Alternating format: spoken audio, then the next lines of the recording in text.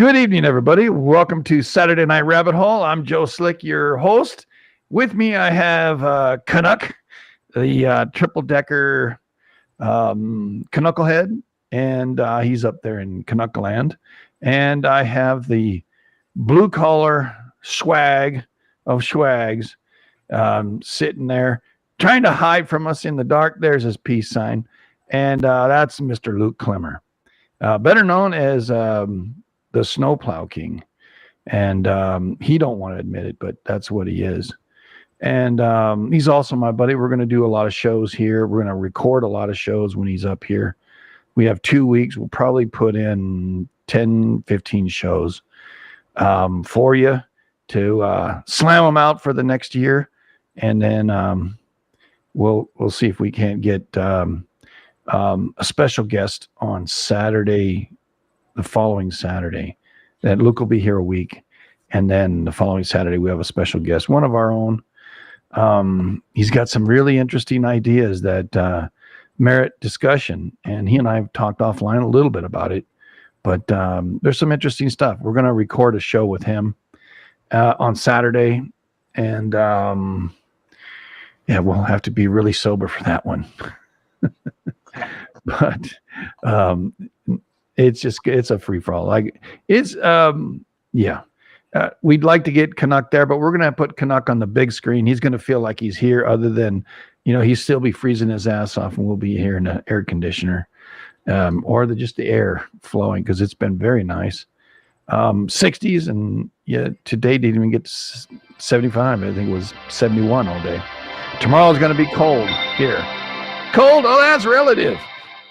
Go to Canuckland and you freeze your cojones off, and or over where Luke lives. And but what are you talking about? I'm farther north than he is. Oh, I know you are. Jeez. Yeah, it's going to be like in the 60s here on Monday. Yeah. Wow. It's going to be. We had 38 this morning, so that's what we woke up to. Was it? Oh, shit. Pouring rain here all day. Pouring rain? Oh, wow. We've had 30 mile an hour or about 25 mile an hour all gusts all the time. But we've had gusts up to 40, 45. It's been like you get windburn being out in it. So the object is don't be out there in it. But tomorrow they say there's a 2% chance of rain now. It's going to be sunny in the 60s for election day. Oh, election day? You have an election? Oh, shit. Howdy. Do you have to show ID? Yeah, they asked for photo ID. America's lost. America's lost. We get like a voting card that comes in the mail. So you have to take that in, but you have to show photo ID now. You're gonna have mid-80s there, Luke, on Saturday. Friday's got 84 degrees. Yep. So I'm thinking that you're gonna be right there about mid-80s. Air conditioning. Yeah. Actually, you don't really need it because it gets cold in this room here. Bring it real cold. We'll find but out. It's all relative, Yeah. Hi, Simply Sue. Nice to see you. Your election is Saturday, eh? Is it the same with you, Canuck? Saturday? No, Monday. Oh, I thought you all kicking out the queen. Queen. What is he? No, ours are usually at the first of the week, Monday or Tuesday. Yeah. Don't you both say howdy to the king or queen or whatever it is? You're part of their territory still, or are you your own land? Oh, we're part of the Commonwealth. That's what the Governor General is for. Do they still collect taxes from you? No. Just the government here steals all your money and uses it for nothing. It is compulsory here to vote. That is why it is held on Saturdays. I think everybody should vote that's a citizen. Get out and vote. If you don't vote, you know what? You don't have a bitch. I've known so many people up to this last time that didn't vote. Now they were voting and they voted the proper way. But I knew a lot of people who weren't voting. I go, what are you doing, stupid? Well, 7 million people in Canada have already voted because they had advanced polls last weekend. Well, no, that was that one dude, the French Macron's lover. That's what he set that up. He wants to come back. I'm telling you, your Trudeau dipsqueak. He's still in the shadows, man. He's not done. He is He's not probably done. out in BC and Tofino waiting for the tsunami to take out his beach house. That's where Yeah. he goes. Maybe they'll arrest that Indian dude. What was his name there in Canuckland? Jagmeet. Yeah. Yeah. That guy's a peckerwood, man. He needs to be bitch slapped. Can't get out of Toronto because all he's got is his bike now. Well, he's a bitch. Anything I saw else. what he's doing to this He might be other able to see, though. person in your Or he was the other day. in that sacred place where they talk back and forth, in the house. Yeah, the House of Commons. Yeah. Uh-huh. I watched that sumbitch walk across the aisle when he thought nobody was there. And he towered over this man, and the man was sitting down, and he physically threatened him. And I'm looking at that going, oh, no. Now, because the other guy was a conservative, but somebody caught him on that film. Do you remember that film? When they caught Jagmeet? Yeah, he's going, well, anyway, I'm just not going to say no more for that. Voting is just for the lesser two evils. That's because you don't understand what you're voting for. You're a citizen of this United States. You vote because it's your constitutional obligation to promote the fact that you have citizenship. And that's how I see it. If you don't vote, I think you're stupid. If And you just don't vote, shut you your don't have mouth a and go bitch. somewhere. You don't have a bitch if you don't vote. Right. And if you have a trouble, there's always a write-in, write in and put your own name, but vote. Maybe 25 people will put their name in for you, Flutter Girl. Simply Sue says, same here, a lot of minor parties, but it's rigged against them.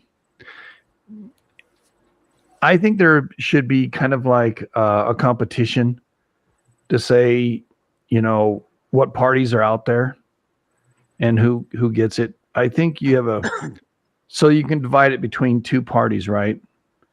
I think I think Canada probably has something close to that, where they try to combine different ideas into one. I think England does that too. Maybe even the underbelly of the world, and Australia. I don't know. Would they have a same thing like England, right? And Canada kind of have a House of Commons and a House of Lords. We have a bunch of parties, but there's only like 5 or 6 that actually get votes. Yeah, what does a constitution matter? I know, right, Sue? It matters to me. My constitution here is what recognizes my humanity, and it makes it that other people have to recognize it too. Because if we live in a corporate world like we do, you're not outside of the system. Well, I'm outside the system. Yeah, right. You probably wear a dress and a tutu as well. You're in the system no matter what. I find it the fact that we marginalize others. But in fact, I think that's also the proper way to handle things. Hey, that's a behavior, let's say tapping your head like this is offensive. And you get 25,000 people voting, hey, let's put this on the ballot that you can't do that. Do what? That's just stupid. You get 3 million people says you can do it. All right, it's a majority rules. Majority rules for the most part, but how do you argue individual rights when majority rules? I think you should have the right to marry a cow. What? Society, the open market, or the public platform. That's where we deal things out. Say, no, that's sick. And you have to be able to tell somebody that's sick. But in society now, in England or in UK, I don't know what it is. What the frack is it? UK or is it England? Make up my mind for me. But if you say a derogatory thing, or what somebody feels is derogatory, it might be, truth to you. They'll arrest you and put you in jail. Like, praying 100 feet to God for the loss of babies that were, aborted. Or what about the poor girls that leave the abortion clinic and they don't know how to handle what they just did in killing a person? Because a lot of them deal with shame, incredible shame, for doing abortion. It's a very, very, very sad thing. But that's, I don't know. I'm rambling now. You warmed up yet, Canuck? You got your links ready?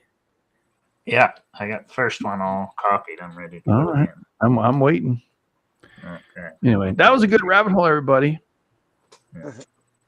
We're getting a politics update.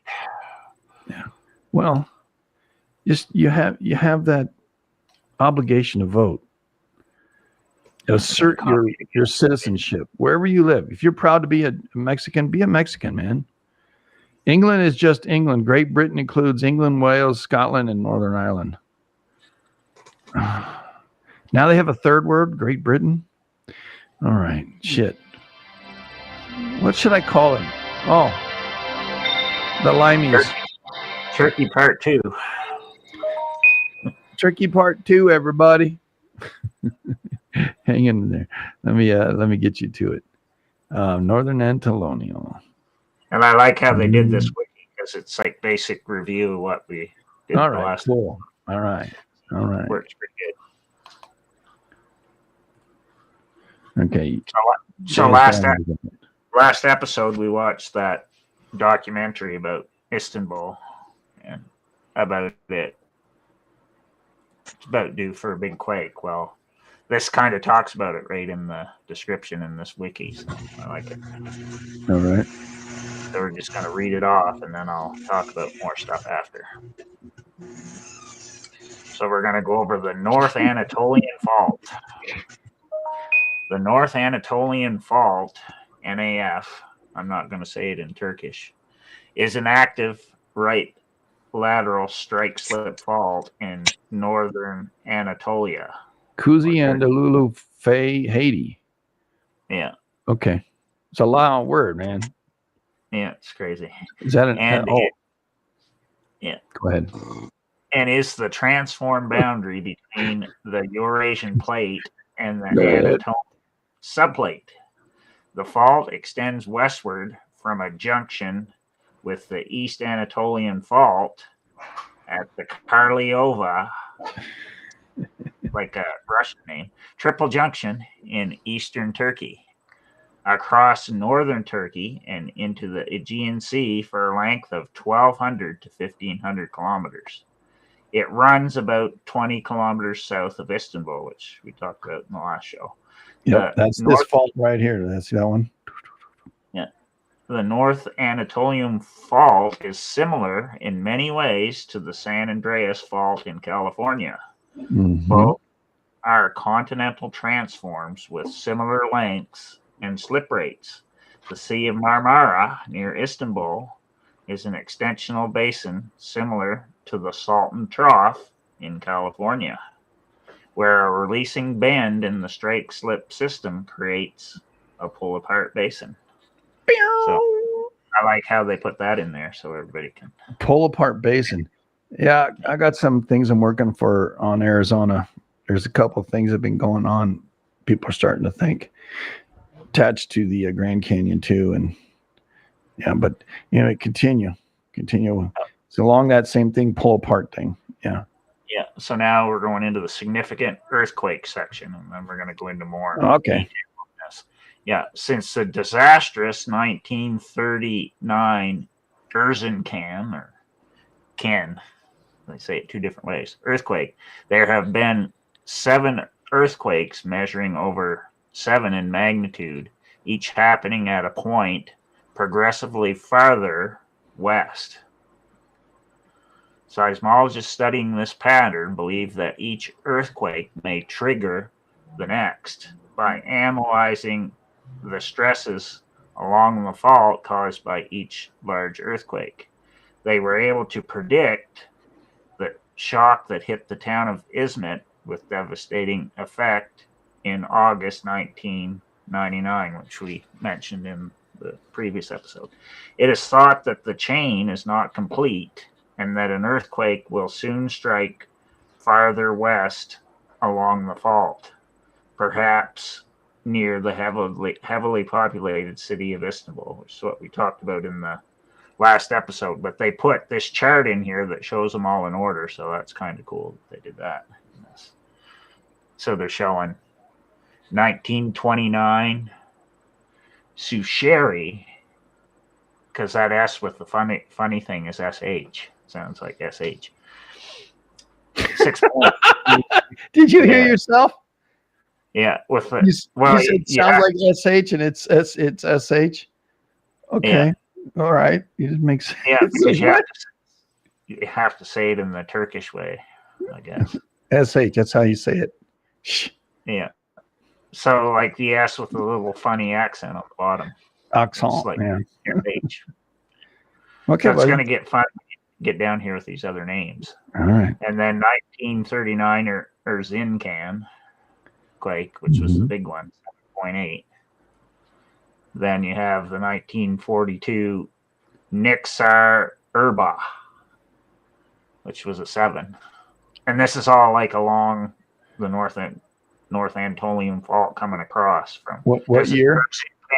Yeah, Erzincan is way down near where the Triple Junction is. What year? That one was 1942. All right, that's where you're at, 42. All right. Yep. Right there. Yeah. Sure, this time, right there. The 1943 one was Tosia or Tosia Vladik. Ilgaz. 7.5. Yeah. Then it was 1994 Bolu Garid, 7.2. Well, you go right next to it, 1944, 7.6, Orta, Turkey. Right? Yeah. And then it shoots south. 1949 Karliova, 6.7. Right here. So you went down here, then back up to here, then back up here, and back down there. 1951 was Kershinlu, 6.9. 1957 was Abant, 7.1. 7.1 down here. 1966 was Varto, 6.9. What? You missed a bunch of them. 7.3 down here on the south. 7.1 back there. Yeah, but I'm doing it in chronological order of the. So am I. This is 1957. This is 1967. Yeah. 1970. Madernu Valley, 7.1 was 57. Yeah. 7.1. Then 1992 was Erzincan again, went off with a 6.7. Oh, I think you got a less than a 7 on here. 6.7 you said on your search.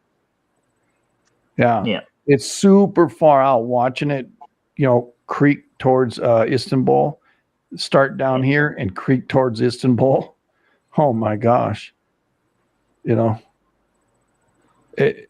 are 7s and above, and Canuck has what, 6.5 and above?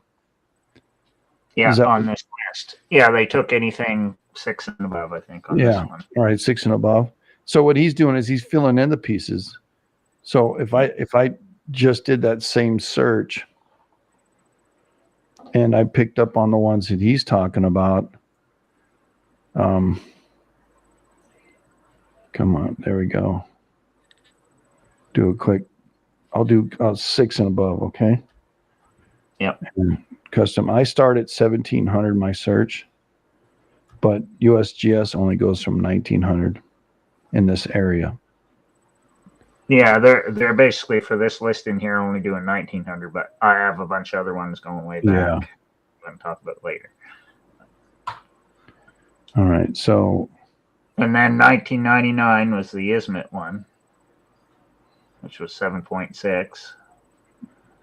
Then Yeah, you there had were the other sevens.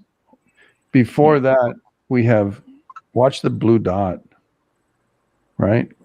Boom, boom, boom, boom. I like the outer part because of this inner. 1999 is 7.6 right there in Istanbul. yeah, That was pretty a cool. devastating one, man. Like those young ladies were talking about. Yeah, in the documentary. Right.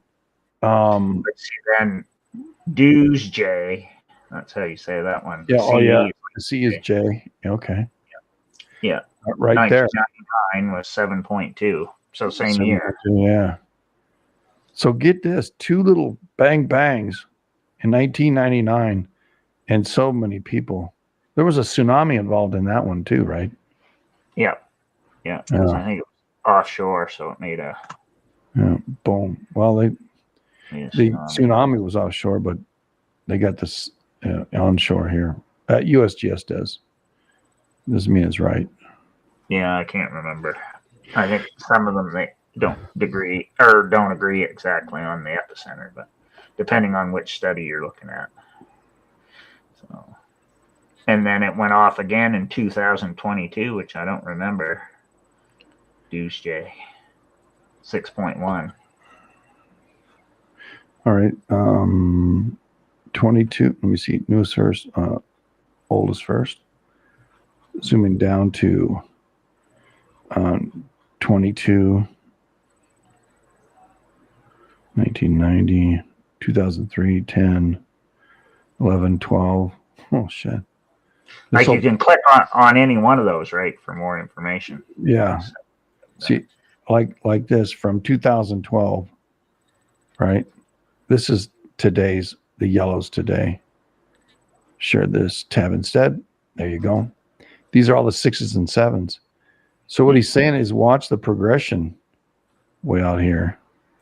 Let me make sure you all can see that. Yeah, you can. And then they have on this list, they have the 2025 one on there now too. So see if Marmara. There's 14. Yeah.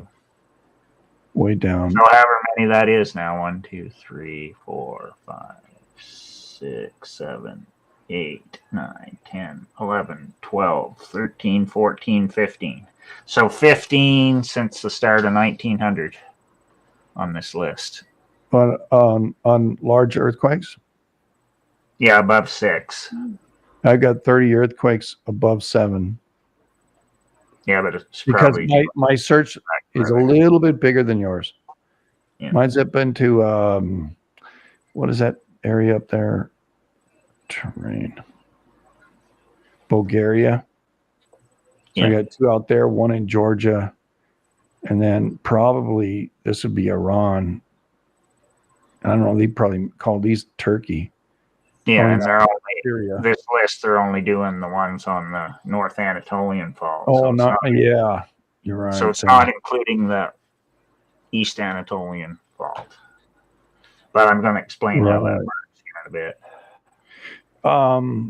Yeah, it's interesting watching the progressions, even the 6s, you know.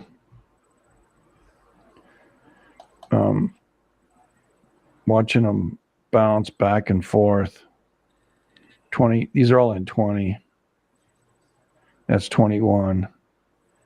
And here's 22. 22. Look at that one right down in there, bud, in Dusky. 6.1. That's one you were talking about in 22, right? Yep. And then this is a 7.8 that happened in 23. Then it had a 6.7 and then a 7.5. I think that was was that the end of those?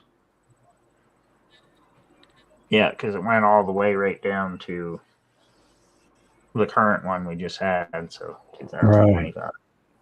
25, yeah, But 423. it's only looking at the North Anatolian ones. It's not including the ones that were Well, on the East Anatolian. Last November, it had a 6 right next to it.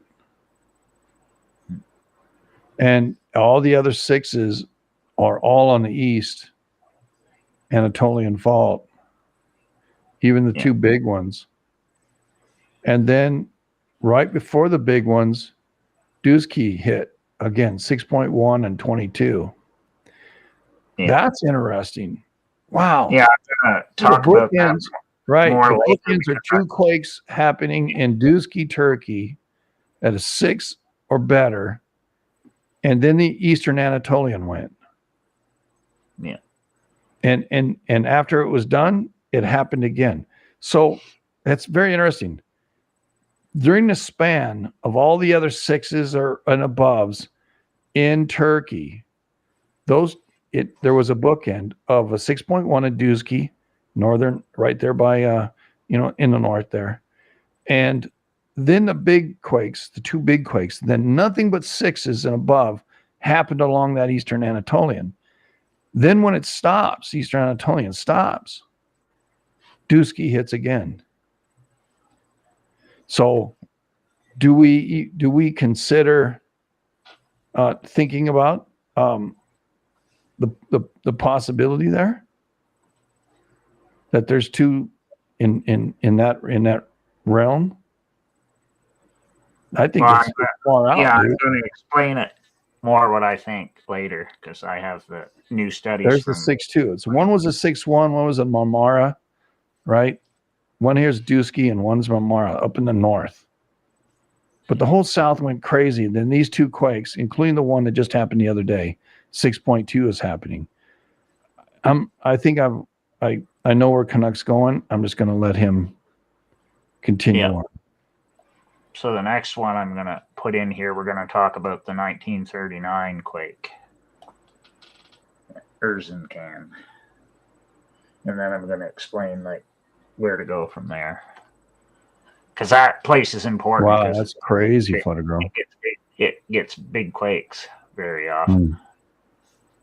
I got a copy. Did we lose Luke?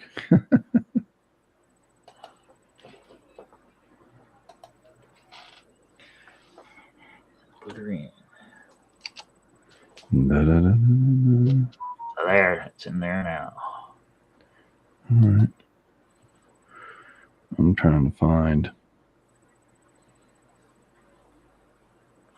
where we're at. Okay, there we are. I'm like, hey. And they've added new stuff into this too, the wiki. So he muted himself. Luke did. He must have company. Must have came by. Yeah. Company pops at his house all the time. Family or whatever. All right. So you want me to post that other link? All right. Sorry, bud. Yeah, I'll just wait for you to get it up. Go. I'll read it off and talk about it. All right. Share this tab and said, there you go. The Erzincan earthquake, 1939. Yep. So I'm just going to read it. Earthquake struck Turkey's eastern Erzincan province at 1:57:23 a.m. on 27th December 1939 local time, with a moment magnitude of 7.8 and maximum Mercalli intensity of 12.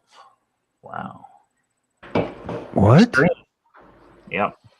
That's the first time I remember seeing X2. Wow.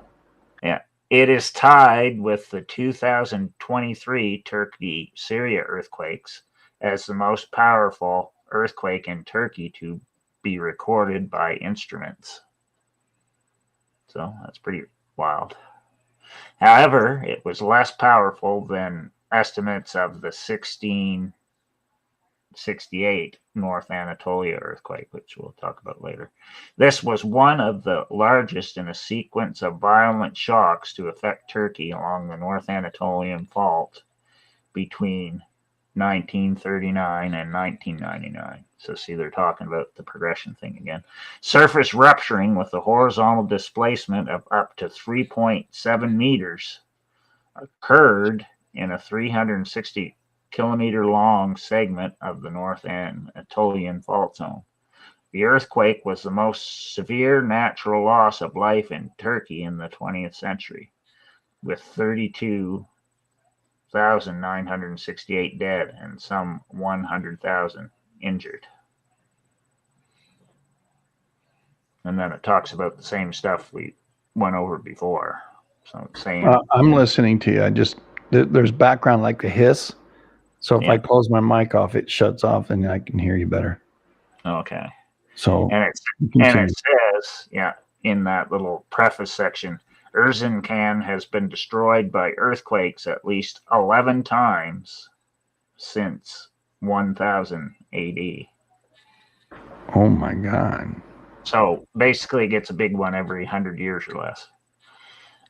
Between 1942 and 67, there were 6 major earthquakes along the same fault, with 3 above 7 magnitude.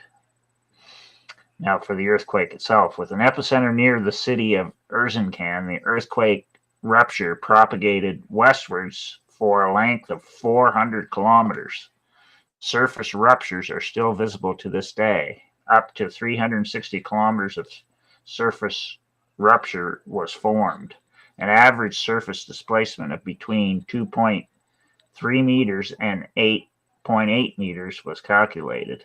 Vertical displacements measured 0.5 to 2 meters. The maximum horizontal slip was 10.5 meters. The shaking lasted for 52 seconds. 10 meters is 300 feet, right? No. 3 times 10, 30 feet. Yeah. Ridgecrest was 15. Yeah. So it's wild. It's kind of, think about it, 30 feet. That's like you're shaking hands with your neighbor and then 30 feet just pushed all the housing down. You're shaking hands with the next neighbor. 30 feet. That's pretty crazy. Yeah. It resulted in a tsunami with heights of 1 to 3 meters, 3.3 to 9.8 feet that hit the Black Sea coast. Cooling stress transfer from the 1939 earthquake promoted westward progressing ruptures along the North Anatolian Fault. 10 earthquakes greater than magnitude 6.7 have ruptured a 1,000-kilometer portion of the fault since 1939. And it talks about damage. It damaged a whole bunch of buildings, 116,720 buildings. And of course, it was in the winter, so it wasn't good. Well, kind of like what happened with the ones in 2023, because that was in the February. So I'm trying to get you. I'm gonna see if I can get a Erzincan epicenter. Hold on. All right, I'll try that. It's a strike slip along a fault, right? Share this tab instead. There we go. See if I can get it to do it without all this other crap. Take these 2 out. All right. This is the epicenter of the quake. They're talking about a fault system that's 400 kilometers, right? Yeah. It doesn't tell me. How the hell can I do it where it would tell me? Anyway. 300 miles. How many is 400 kilometers? Divided by 1.6 is probably maybe 320, maybe? Yeah, probably. Yeah, about that. You think so? Yeah, I would say. I gotta. A little bit less than miles, but just in kilometers. It's 250 miles. So I just.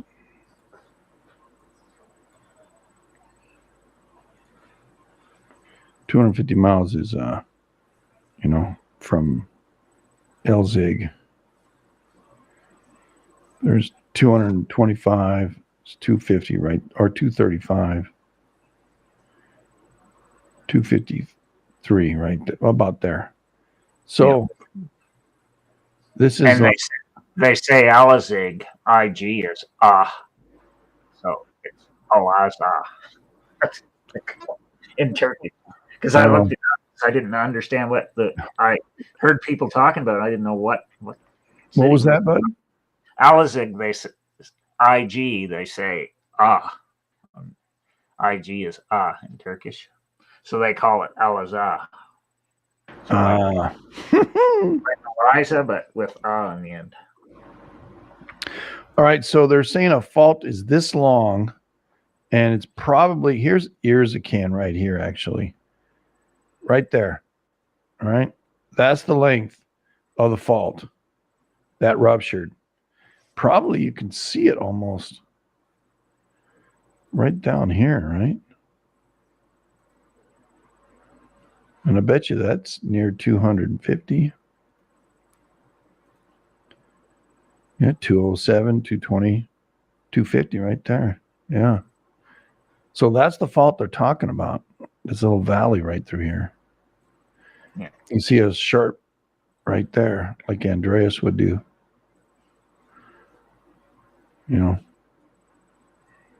There's a little bit of uplift here. Looks like this lane's going that way and this lane's going that way.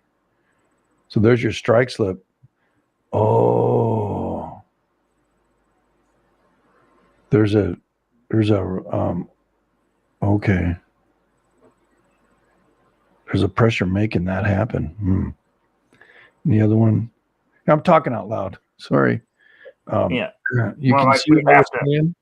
Yeah, we'd have to look up like each year to see what was going on around. Right. But we're not going to do that. There's too many. No. But I also have on my phone, because I looked up, I wanted to find out when Erzincan had other big quakes. Mm-hmm. So I did a search with the Google AI thing, and it said the city has been struck by damaging earthquakes in 1888, 1782, 1584, 1457, and 1047. And the 1047 one is going to be important for a little bit later when I explain what the East Anatolian fault is doing. Right. So that's it for the 1939 one, but we're going to do the 1992 one because it gave it a little bit boost back in 92. So that one is, I got to copy it here. It's pretty short.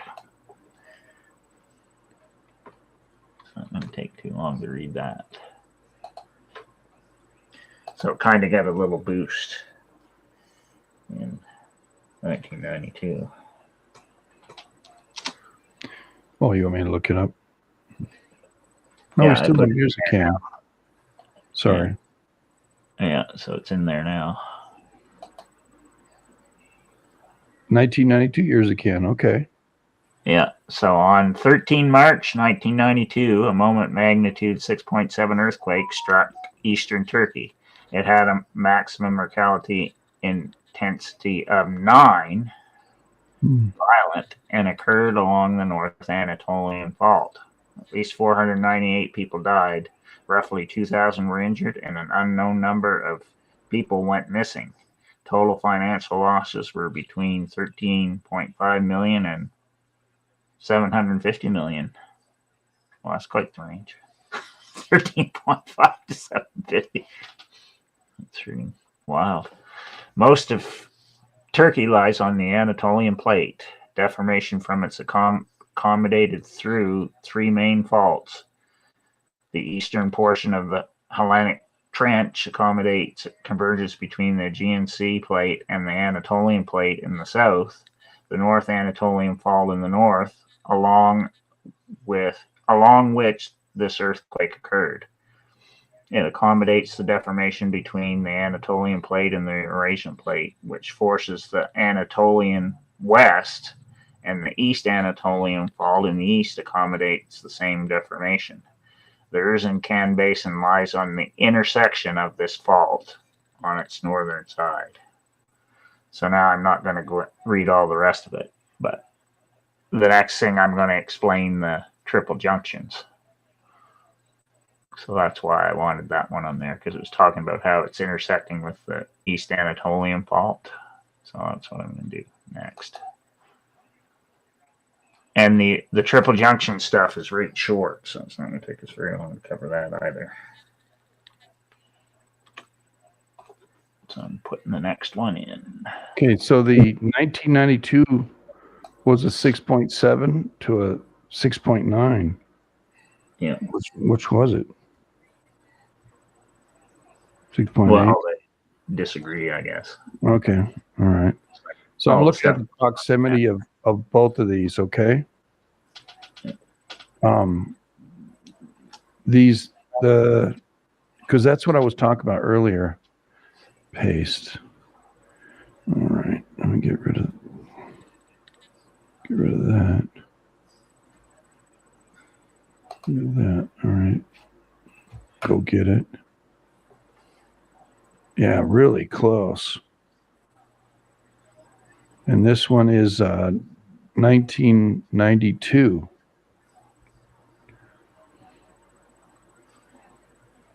And that was a bigger quake, right? 6.7. Wow. All right. Yeah.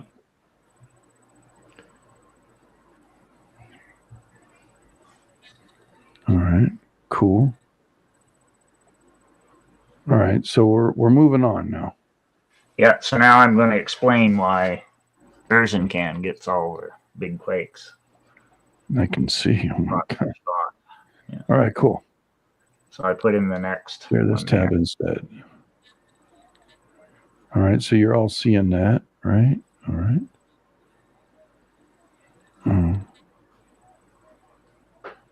Yeah. So where this is, because Erzincan is pretty close to where the Karliova triple junction is.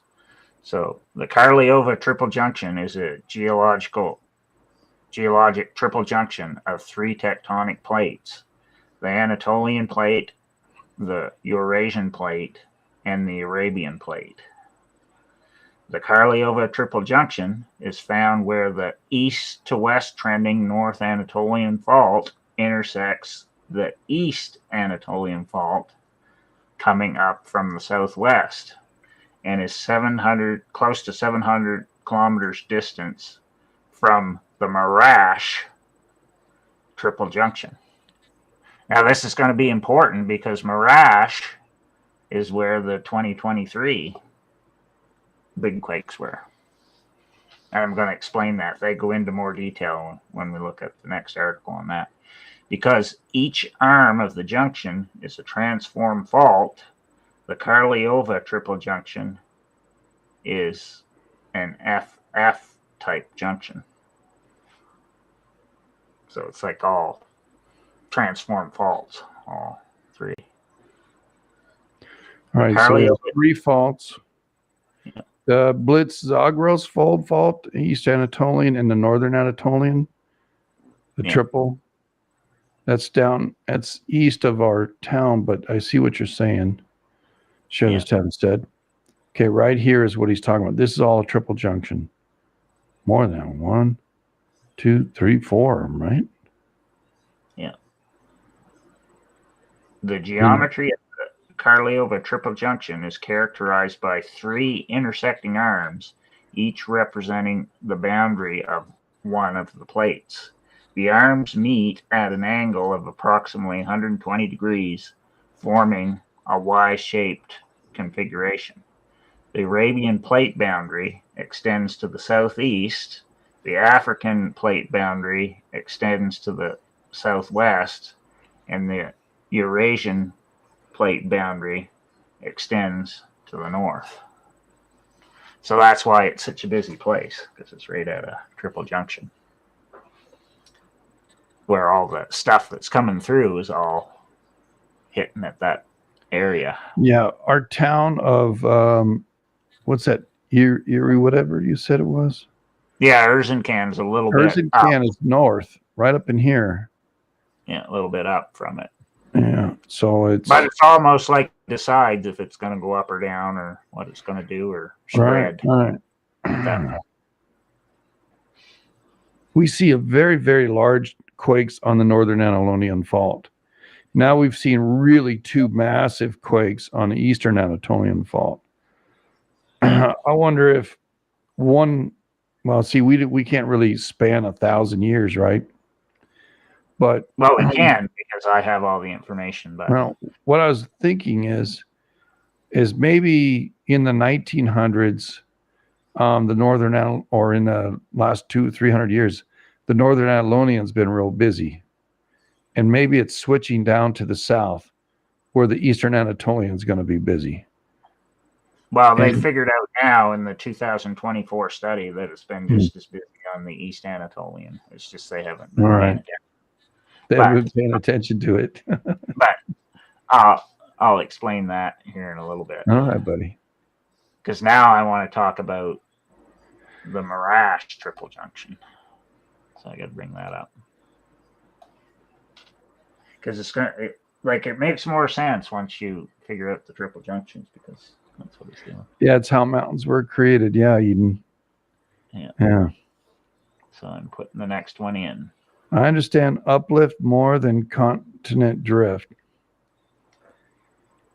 Icebergs or a sheet of river ice that was smooth and all connected, and then it cracks and more cracks and more cracks, and then it starts to flow someplace. That's kind of how the plates are going. I think they're floating, but not really. I think there's other factors that are reasons why things are, two things bounce against each other. They don't just go straight up. One subducts. I don't know that it has a choice in the matter. So I think of it as a chocolate chip cookie smashing. And I can eat a cookie right now. So now I just put the other one in there. So we can that one up. All righty. Marash triple junction. Yeah. It's the same image I got. Oh yeah, well they're still using the same image. They're just going to show. Yeah. All right. Same image, but go ahead. Go ahead, bud. The Marash triple junction is a geological triple junction of the three tectonic plates: the Anatolian plate, the African plate, and the Arabian plate. The Marash triple junction is found where the side-by-side African and Arabian plates, both drifting north and demarcated by the north-south trending Dead Sea Transform Fault, itself an extension of the African Rift Valley, come up against the Anatolian plate lying across their path at the East Anatolian Fault. The junction site is near the Gulf of Alexandretta, and is close to 700 kilometers distant from the Karliova triple junction. After a long quiescence, the Marash triple junction was ruptured by the violent 2023 Turkey, Syria earthquakes, because there was more than one. So, and what's interesting, because we talked about this in another one way back, there was multiple earthquakes. I think 3 sevens there in the year 1114. and they call it the Marash earthquake in 1114.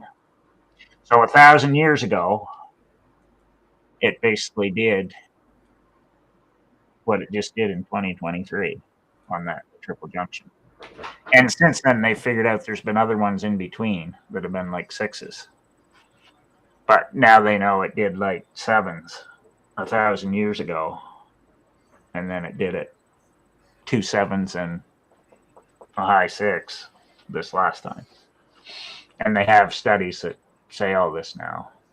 So it's pretty crazy stuff. Yeah. So I'm going to bring high winds over here. I got distracted because the house shook. Oh, so that's so I had to look in my camera to see what's going on, and it's just some super high winds. Go ahead. I'm sorry. Yeah. So anyway, so they figured out that they should have known about this because it happened before 1,000 years ago in the year 1114. And remember the other number I gave you for Erzincan quakes? 10 something?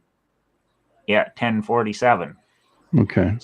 So it looks like when it has a big one there, it also comes down the East Anatolian fault, and it takes it about 100 years too. Now, the other times, they figured out a bunch of dates in between, like each. Did we discuss that when that big quakes happened in 23? Yeah, we talked about that before because I think we did. That's when it was after that 1114 quake that all the big quakes started coming down the Dead Sea Fault heading for the Dead Sea, which is, I think, what it's going to do again. And that was within 100 years, too. Once those big ones hit Marash, they started within the next 100 years, they came right down, going right into Israel. And how before 1755? Yeah, that was another time.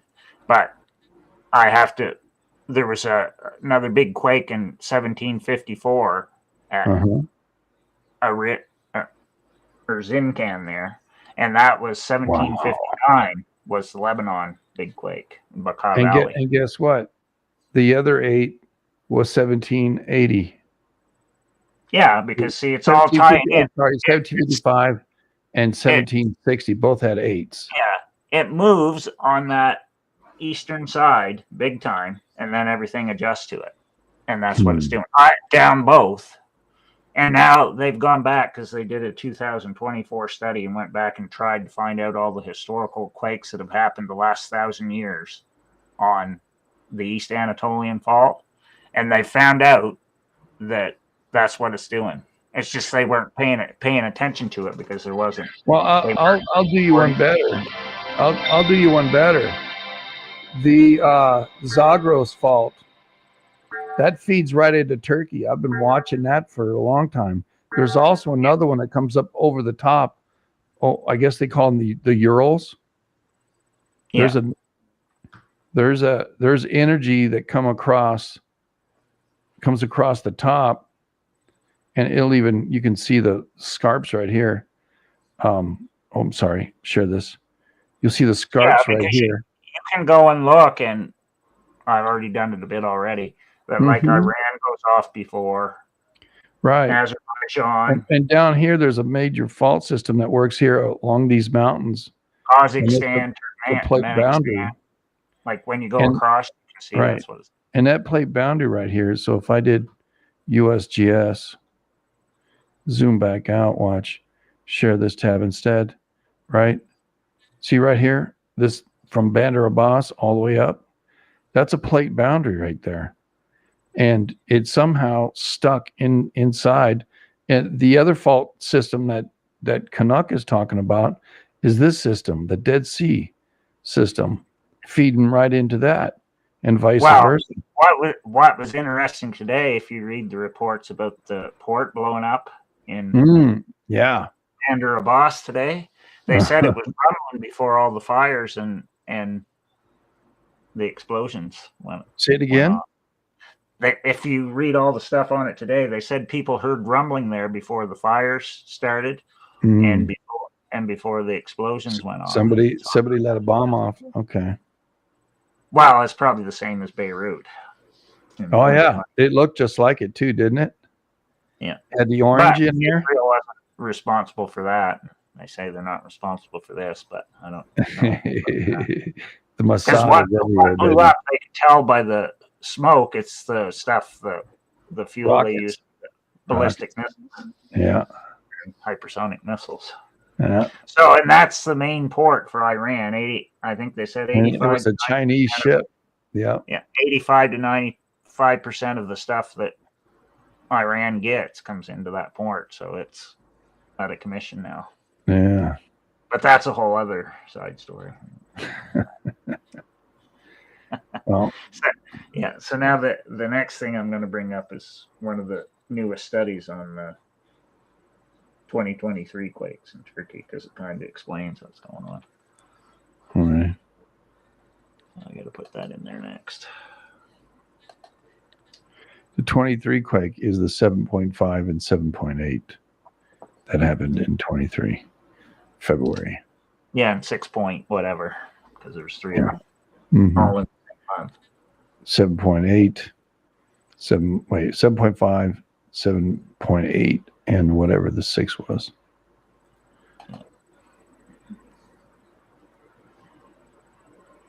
Yeah, the idea how triple junctions work. Right on. That was a good article.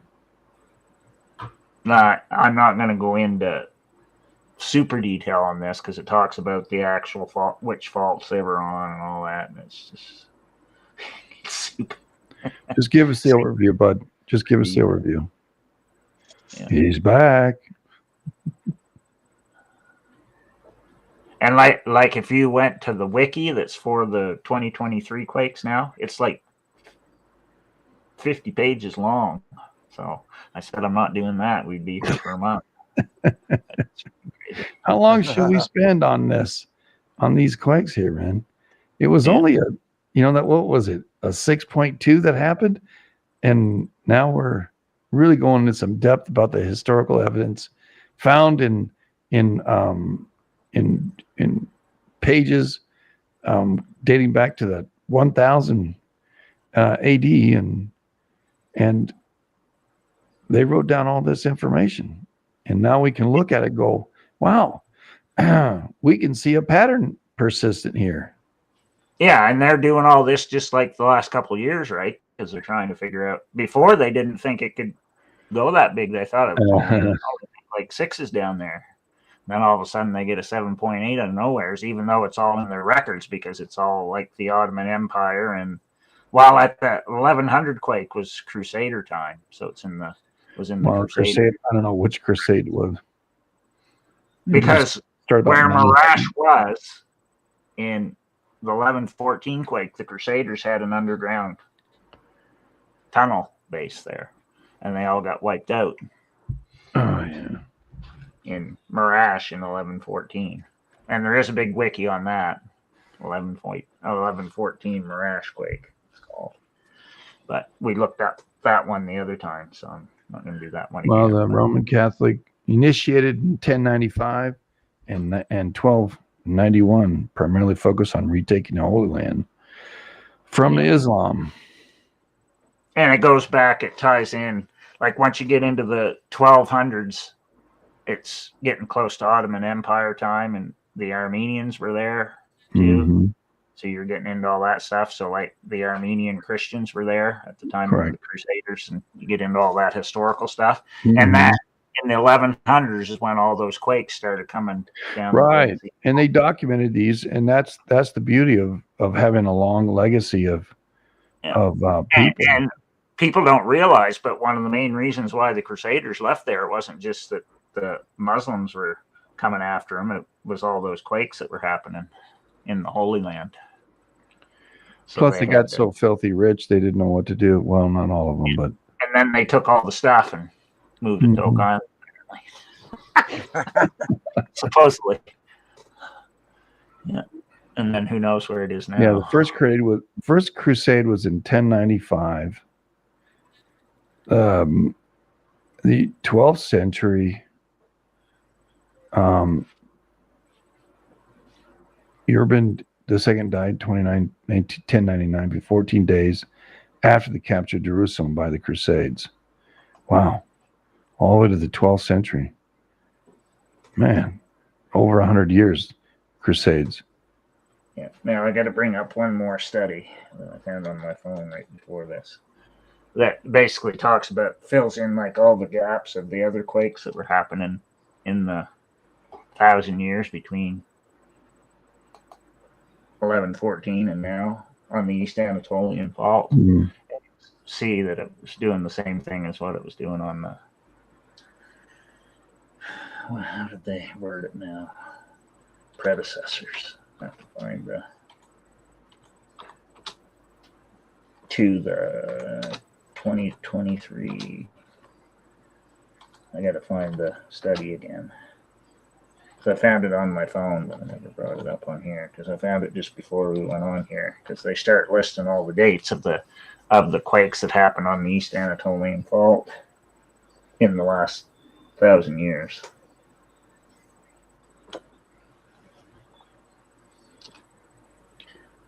Find it and bring it up. And it's like a fairly new one. I think it's like 2024 study. Right. The Third Crusades were 1187 to 90, I guess. I'm just trying to see in the years that you're talking about what else was going on in the world a little bit. Yeah. Now I got it. I found it. Okay, good. Shit, there was a fourth one. I was with Henry VI.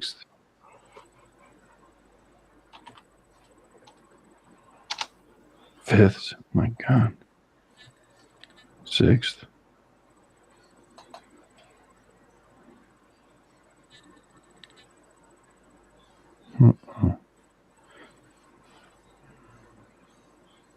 Yeah. All right. So 1272 to 1302, decline of the Crusades. And didn't the Pope go after them too? Yeah, that was getting into the, I think the 1200s, I think. Because supposedly that's when they brought all this stuff to Oak Island. Oh. Yeah. Because they found stuff on Oak Island that dates back to like the 1200s and 1300s. Hmm. So they think that's how it got there. So if they actually prove that that's what happened, well, that changes the whole story because the Knights Templar were here way before. But I could see how it was because the Indians from New Brunswick talk about the legend of Glooskap, and that's what the Knights Templar wore in their knight stuff, and that's exactly what he looks like. So they were the Spaniards wore it too. Europeans wore it. Yeah. Yeah. They wore armor. And they supposedly had an alliance with the Vikings. So the Vikings already knew about here, like the East Coast, because they found artifacts supposedly on Oak Island that are from Iceland. And they took them there and went and compared them to the ones that are in Iceland, and they say that they're Viking.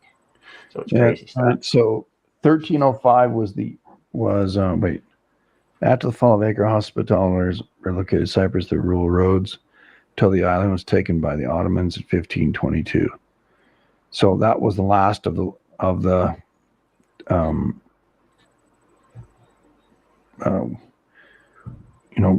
desires to go see the Crusades. So that died there on an island.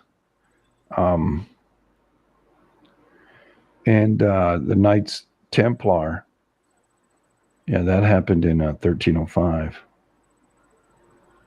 Yeah. And the Teutonic Knights supported the later Prussian campaigns into the 5th century. Yeah. So this is like when we go back to 1114, that's the time period we're looking at, 1100s, 1200s. So now I put the other article in there, the other study from Oh, okay. Like I said, it's a rabbit hole, man. 21 October 2024 came out in Seismica. Okay. And I'm So- not going to go into super detail on this one because it's got a whole bunch of stuff. I'm just going to give like the Okay, main- go ahead. Yeah. About the predecessors of the 23 February earthquakes in Turkey. So the abstract main text part.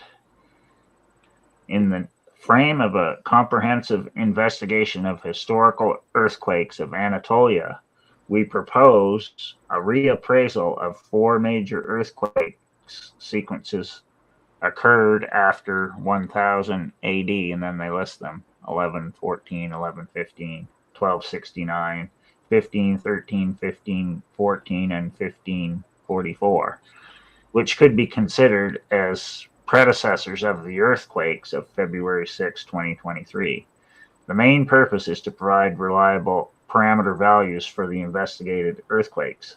Our investigation consisted of retrieving and analyzing the main primary historical sources, identifying the localities mentioned, and assessing microseismic intensity, determining earthquake parameters, location, magnitude, and where possible, the source azimuth, with the repeatable and transparent Boxer method, whatever that is, after properly calibrating the relevant coefficient by considering recent earthquakes of the Anatolian region. Our investigations show that the 1114 earthquake can be considered as a predecessor of the main 2023 earthquake. So now we got like them connecting way back. Although the latter ruptured a larger area, the earthquake of 1544 may be a predecessor of the second that'd be really cool. of 2023 February, and that the background of the 1513, 1514 earthquake is so poor that a lot of care is required while handling the current available parameters. In conclusion, we also compare our results with the findings of paleoseismological investigation and discuss how they contribute to understanding the rupture history of the East Anatolian Fault. Now, I'm not going to get into super detail on this, but I like the maps they have in it. All right. It shows where they all are. So once we get down here, I'm going to scroll way down. Maybe they don't get it in. This one looks like it's all words. Well, this must be just the word part. Because the one I found before had maps. Oh, wait a minute here. Maybe it's under figures on this or references. Because it's one of those ones you got to click on the side to get all the other stuff. Like it shows the contents on the side, but then yeah, it's under the figures part. If you click over on the side where it says figures, it's showing all the crazy maps. All right. Yeah. This is a good one here. And they have a chart. It's pretty close to the 7.6 and 7.8. 1544, 1513. That's what 66 years, right? And then 13, that's 76, 79 years. So 80 years basically. Yeah, that's what it looks like to me. Yeah. It's like, it seems to be like max 100 years when Erzincan goes off.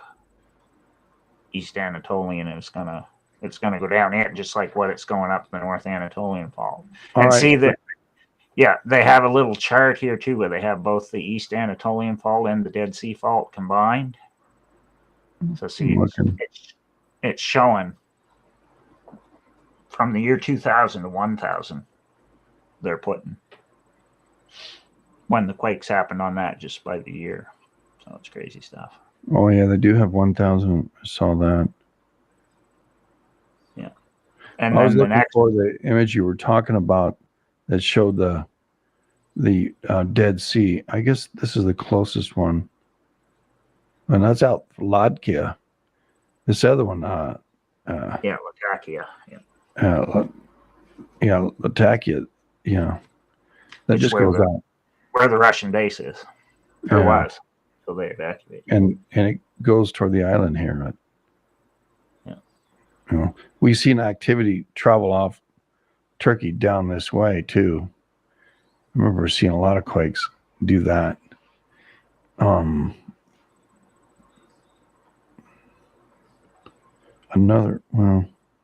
And then see, they have the map there where they have the 1,000 years of quakes on there. See, they have 1893 up by Malatia or Malatia. I don't know how they say it. Yeah. And then they're showing the 1,500 quakes, the 1,100. There was one in the year 1003 there. Yeah, I saw that. Yeah, that's when I was. Oh, I'm sorry. Yeah, I am sharing that one. Yeah, 1872 one was the same year as North Cascades quake and Owens Valley. And then 1822 on one of the other faults. It's a little bit in there. I bet you Greece had something big happen there too. Yeah. Well, let's look at the gear real quick.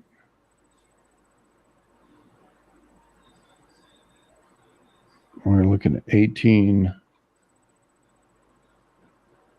1872. It's 16, 17.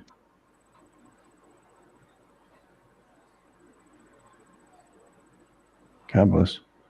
There's a lot in the 1700s. Yes, there was. 1850, 72 you're looking for. 70, 71.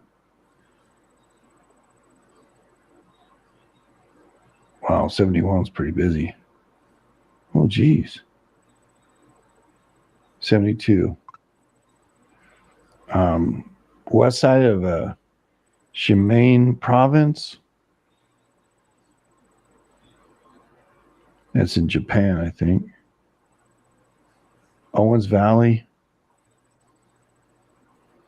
And another one too. And what's interesting is where those quakes are up in Washington State right now. It's pretty close to where it's been swarming up there. Is pretty close to where the 1872 North Cascades quake was. So I thought that's interesting too. Yes, sir. Washington border right here. This was a 6.8. The largest of earthquakes in Washington too, I believe.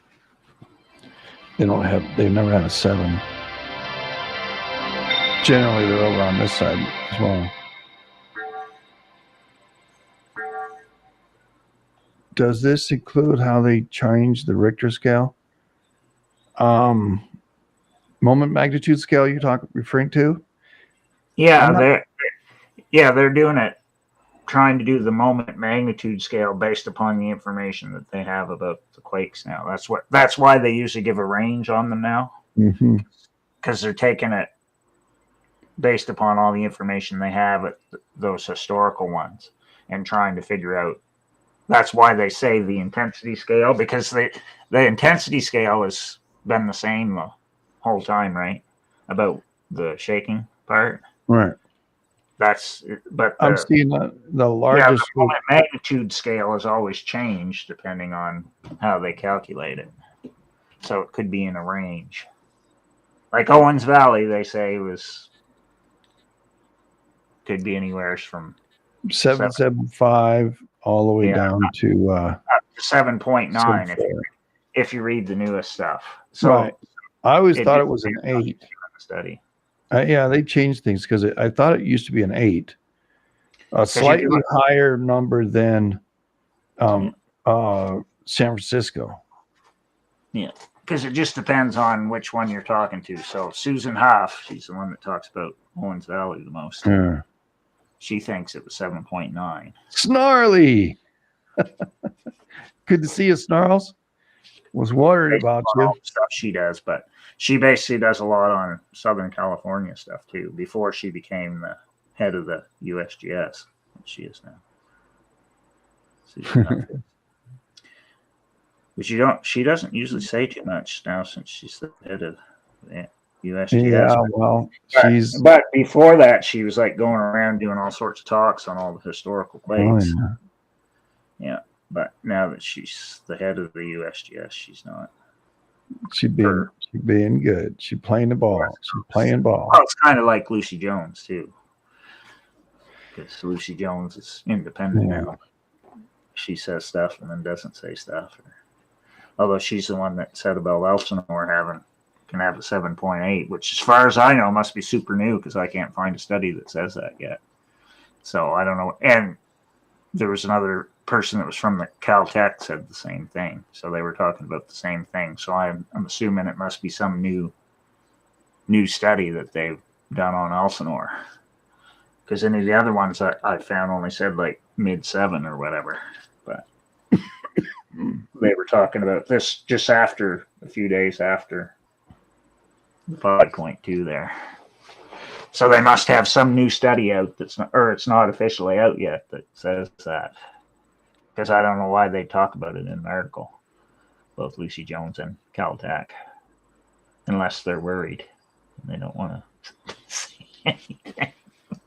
Because if that's true, it's the same simulation on that as what the Salton Sea quake is, and that would be the one on Elsinore would be even worse based upon where it is, because it's right under everything. So that would SoCal, that wouldn't be good. So it's crazy stuff. But what I think it's doing here right now in Turkey, Istanbul is probably going to get taken out, but then it's going to also start coming down the Dead Sea Fault. Mm-hmm. Like what it did back in the 1100s and into the 1200s. Right. And like in this study and some of the other ones that are out new, that's what they're actually saying. Yeah. Whereas this one here, they're just trying to figure out where the quakes were and what size they were, which I'm not going to get because they explain like the information on each one and where they got it from and how they're trying to figure out how big it was and exactly where it was and how it relates to the ones that just happened the last 100 years or whatever. And they get right technical in here because they just go crazy with trying to figure all this stuff out. Mm-hmm. Yeah. But my guess is it's going to start coming down the Dead Sea Fault next, and you're going to have all sorts of exciting things. Well, let me throw this at you. So I did this search from 1900 because it won't let me do any more. Yeah, what we see is a concentration coming off through Iran, coming up over the top, coming straight across.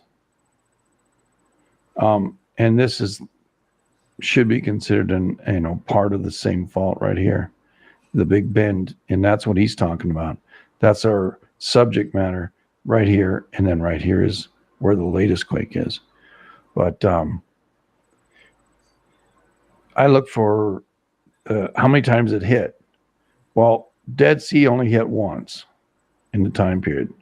1927 had a 6.1. We haven't seen anything. Yeah, because there hasn't been a big, gigantic quake at Mirage, right? Because it looks like to me when it has really big ones on the Dead Sea Fault, you need to have a big quake at Mirage first. Okay. That's to me. And where's Mirage? And if Mirage is just the city is called Kahramanmarash because they put another name in front of it because it means the heroes of Marash, because that was when Turkey got its independence, whatever year that was. I don't know where that is then. So that's where the battle was, where they got their independence from France and the British and became the Republic of Turkey again by themselves.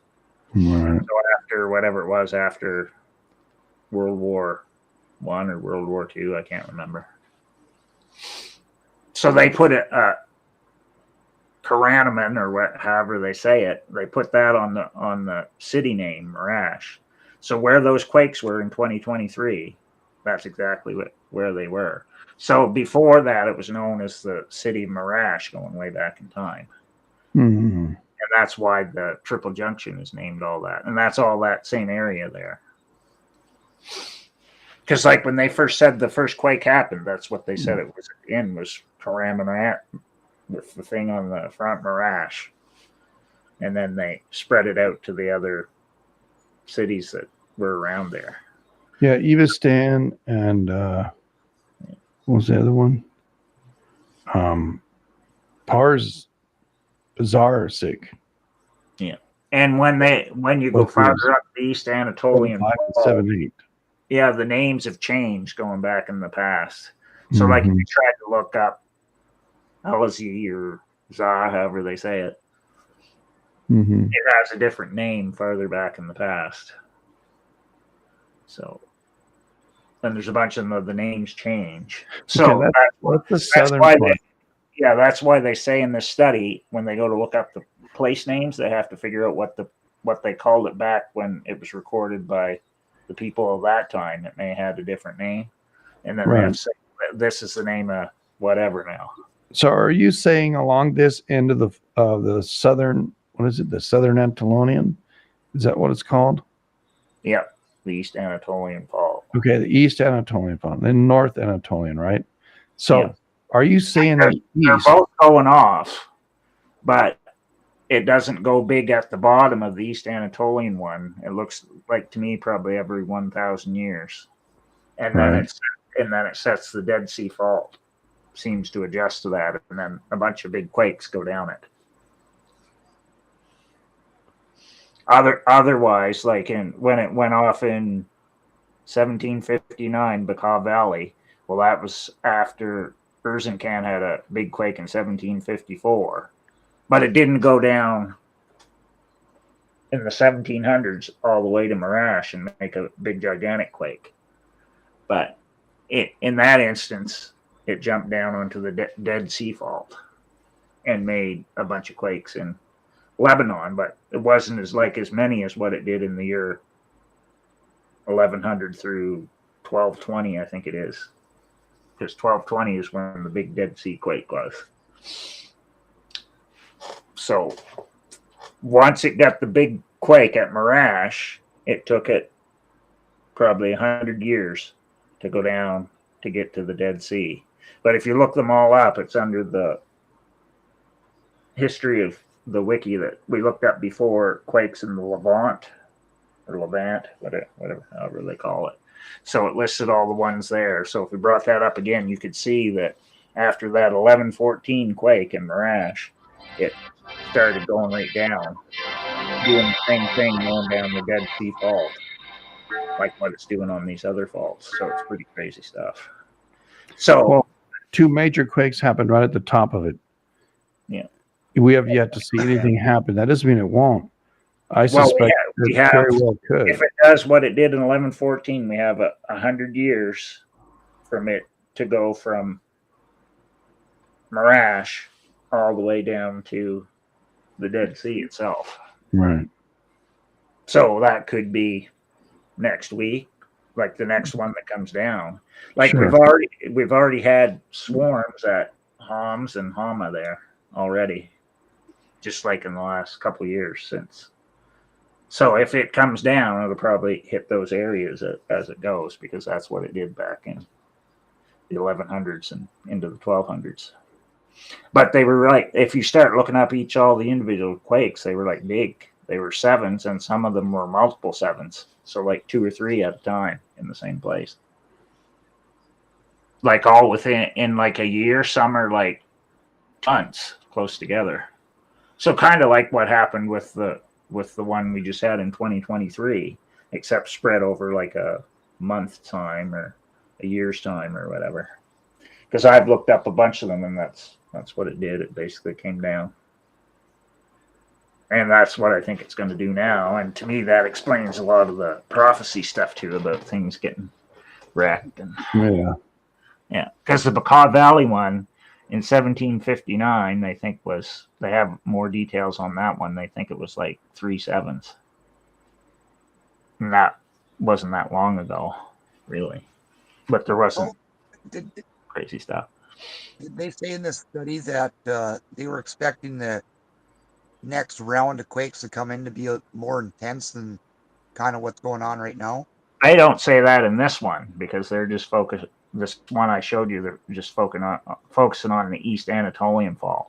But I've read new ones since that are trying to figure out what the Dead Sea Fault's going to do since the 2023 quakes happened.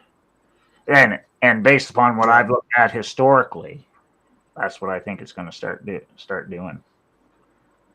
Is come down that line onto the Dead Sea Fault. I assume it's going to take 100 years, but we could get a big one, like anytime. And what's interesting is we've had those swarms in Ethiopia, because I was trying to connect them to Santorini, but then I wasn't thinking that, like, the African Rift is also pushing up on the Arabian Plate too, because that's what it talked about in the Triple Junction stuff there we read earlier. So that means that all that stuff is all being pushed up there, so it could get crazy here pretty soon. So it's not just Istanbul you have to worry about. I'm not so sure that the people in the Middle East are so busy doing what they're doing, they're not paying attention to all this other stuff that it's probably going to happen within the next 100 years based upon what it's done historically. And that's like what a lot of this is. It's just people aren't paying attention. Like there's people that are doing all these studies and doing all this stuff, but I'm not so sure the governments are paying any attention to it because they're busy with whatever. Also, you know, it might be that that's why, you know, we're talking about this. Yeah. It's a little different than most people. They don't put things together the way we do. But another thing that's funny, when I started studying the history of that time, well, they had a lot of underground cities, tunnels, and bases. Well, we're doing the same thing now, but that's all it needs is big. You get 2 or 3 7s Save us from the wrath of him who sits on the throne. Yeah, that's the end. They bury themselves in the mountains, just like that, saying, "Hide us from him who sits on the throne in his wrath of the land." The tunnel's not going to help you too much in an earthquake. No. When it's big enough, it's not going to make any difference. Yeah. And if you trace the mountains over into Iraq and Iran, well, it's the same thing. Where have they built all their underground everything? It's all the same thing. Yeah. Right. It's all where the major fault lines are. What do you think, Luke? Stuff. It's definitely interesting to see the history on it. Yeah, I get into the history and also what's going on in the earth, because if you take a religious point of view, they look at, you know, the earth is growing in pains and because of what's happening on the earth itself. And I look for earthquakes, storms, events happening in the natural that it's really happening spiritually. Yeah. So I look at it like that. So that's what really drives me in the history. So looking at, you know, anthropological wise, I guess that's a word. Look at what's going on in the earth, like wars or mass killings or that the evil rising. and then watching these nasty things happen in the planet. There are some things that I think God's put in his purview where they're going to happen on this day, this minute, and that time. Then there's other ones that are like, okay, this is going to happen and it's open, but you can repent of it. Well, And like we don't know the exact date that it's going to happen, but we can get like a general. Sure. I think we can get a general, to figure out what it's doing. Yeah. Which that's what they're doing with all this stuff now when they're studying individual falls or whatever. And well, they're getting outside the box now just a little bit, aren't they? Yeah. Well, and if you get into some of the newer ones, they're like saying, well, this fault went off and or this segment or whatever, and they're going right into super detail. Right. So everybody wants to get down in and get dirty. Yeah. And they're doing the same in Syria and all those places too. Because you can go and actually find the studies. They all used to be in Damascus, but then they moved them to, I can't remember, Homs or one of the places. Because all the stuff was getting wrecked in Damascus, so they moved all the. Oh yeah, to Aleppo. Didn't they move everything to Aleppo? It might have been Aleppo, but I thought it was wherever. Assad had his hideout. Yeah. But obviously he wasn't there. In Russia, so I don't know if he took all the quake information with him. I doubt it. Yeah, we'll see how long. Yeah, because the Syrians have a whole bunch of information. So for their area over into Lebanon. And Turkey's trying to get it all. Yeah. Well, Turkey might have so many problems that they're not going to be doing too much. Yeah, they better watch their back door. Somebody might just slip right in and take your country from you. So we'll see what happens. I Because don't I don't think they realize that not only is Istanbul a target, but basically everything for the quakes from Syria right on down is the hit list. And when I started looking up all the history of those quakes in Levant, the Dome of the Rock has actually been wrecked. I don't know how many times from earthquakes, and they've rebuilt it every time. Probably this time. The next if Iran gets a bomb, I think you take out that one too. Well, Iran is due for a bunch of 7+ earthquakes, but I'm sure they're thinking about it with me too, man. Yeah. Well, I'm not too worried. Probably what's going to happen is it's going to start getting 7s there, and that'll be the end of the new site because they're all in the too much hate in this world. So they won't have to bomb it, do anything. It'll just all fall. Well, and then they'll say, "Oh, well, I guess that's it." I think something like that's going to happen to bring down the CCP, buddy. Yeah, it's not going to be a military that takes out the CCP. It's going to be something internal. Well, I don't know. All the stuff I've read lately is the population of China is all dead, the age 20 to 30. So there's not too many of them left. From having shots and from whatever, well, from COVID and then whatever this new one is that's there. If you speak against the CCP, they kill you. Well, that's what's going on. All sorts of crazy things that they're talking about from like 4, 5, 10 years ago. And now in the same places, there's hardly any people. So where do they all go to? The burn camps. We saw them from satellite, remember? Crazy well, anyway, Canuck, you got anything you want to close this evening? No, that's it. All right. Just look out Istanbul and look out Syria, Lebanon. And the reason we went into this depth is because of the Northern Anatolian Fault. The tentacles are starting to bang around. So that kind of put us all on this thought. We're like, uh-oh. And we talked a little bit in depth about the Northern Anatolian Fault, the Eastern Anatolian Fault, the Zagros Fold and Thrust Belt, the Dead Sea Transform. We talked about how the Eurasian Plate moves, the Arabian Plate, the African Plate, and into Greece and all there, out that way. But we've talked about all these different things, and I hope it sparks a thought in you, and maybe cause you to look a little deeper. Then you can come to us and tell us, hey, you guys missed a part, and we'd be happy to And discuss they it. have other maps in there too. That's like the last 100 years they're showing all across. Right. I'm gonna try and put all those in YouTube, so it'll be accessible. All right, Luke, do you have anything you want to? What are your thoughts or on what was being? Well, Turkey and the surrounding area Yeah. are very interesting earthquake-wise. That's my thought. And if you look at the last map in there, it shows quakes coming across the middle of Turkey too that we never even talked about. So it's like it's going East Anatolian Fault and North Anatolian Fault, but it also goes right through the middle too, which is where Yeah. the U.S. base is and where also Erdogan hangs out. So he's not safe either, even the monkey in the middle, where he is at Ankara.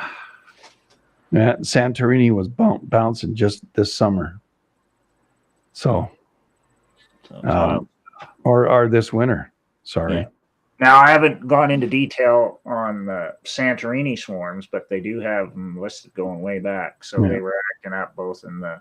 We're going to try and do that on the next rabbit hole.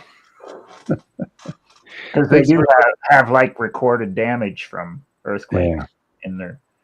We'll make it a triple decker next Wednesday. Yeah. Appreciate y'all. A trio. Trio. There you go. But everything I've found so far with Santorini, it always seems to act up when all these other big quakes are happening. Right. I think they're interrelated, and I think that's what Eden and I both believe, is that we should be checking out the historical record on the volcanoes in the area that were active, and if there are any, and how far, like Etna and them, along the plate boundaries. Interesting stuff. Yeah. Well, I appreciate you both. We'll close it up here. It's an hour and 37. We'll close it up here. You can reach us over at twitch.tv/Joe Slick Live, and we're there 24/7. And you can also come and join us here on Twitch 24/7, or when we're out on Rumble and on YouTube. Joe Slick Live. Thanks, everybody. Good night.